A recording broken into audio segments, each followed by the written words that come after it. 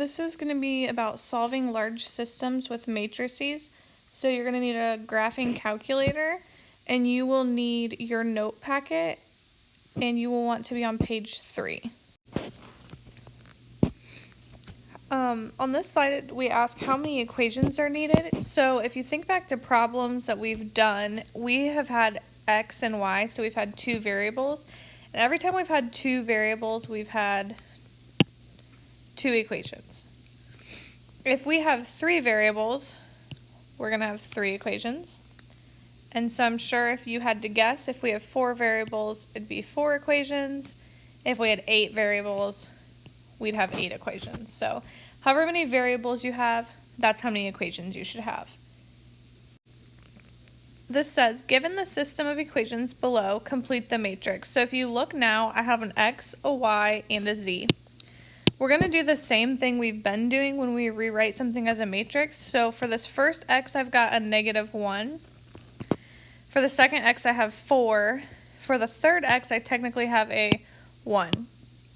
So if I were to fill those in, down this first column here, these are all my x's. And so when I fill this in, I should see -1, which is already there, and then a 4, and then a 1. So then I look at my y's, so I have -5, -5, +5. That's this column here. And so when I write those in, -5, -5, +5. Then I have some z's.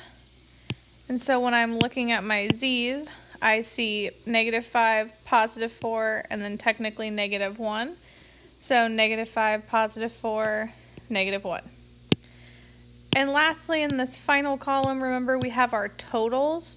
And so when we first did this, we had a line here, but we know when we put it in the calculator, it doesn't show up. So I should have 2, 19, -20. So you're filling this matrix in just like we did when we had 2 equations and 2 variables. This problem says solve the following system. If you think about it, we're not going to be able to graph this because we have so many variables. We also don't have any of them isolated, so substitution doesn't seem like a reasonable option, so we're just going to use elimination. Remember when we use elimination, we're not going to do this by hand, we're just going to use our calculator. So first thing that might be helpful is if we just rewrite this as a matrix. And so if I look at this first equation, I've got a 1, 1, 1, 4.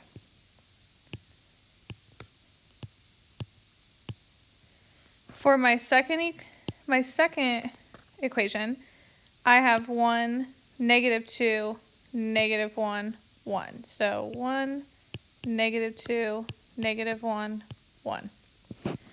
And then for my third equation, I have 2, -1, -2, -1. So 2, -1, -2, -1.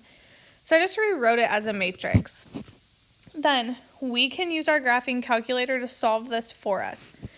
Something that has changed though is the dimension.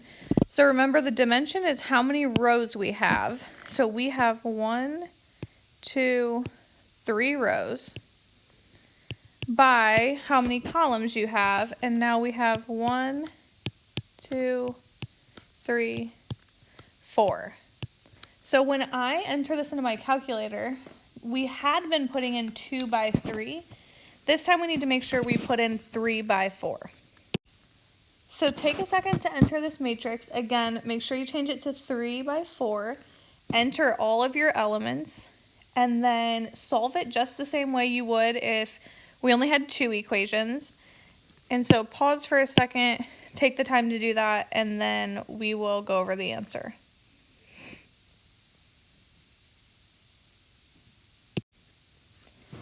After you have calculated this in your calculator, you should see something that looks like this on your screen. And then you have to kind of remember what this means. So this first column here were our x's. This second column was the y's. This third column was the z's.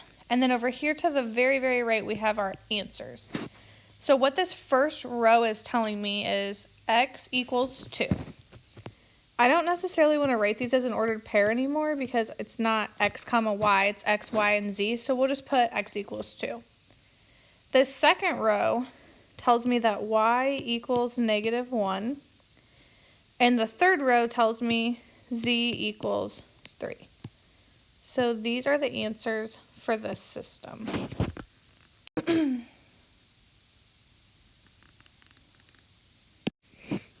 Now that you've seen an example, go ahead and try this whole problem. So if you need to, write down your original matrix, enter it into the calculator, and then go ahead and solve it, and we'll see if we get the same answer. So go ahead and pause this and take a few minutes to try that.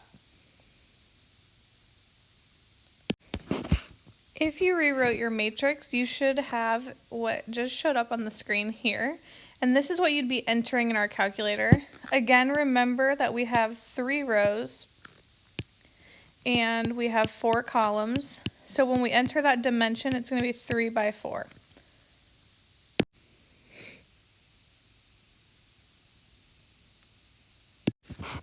After you've used your calculator to solve the matrix, you should see this show up. And once you have that, you should realize that this first row is telling me x equals 1. This second row tells me y equals -2. And this third row tells me z equals 3.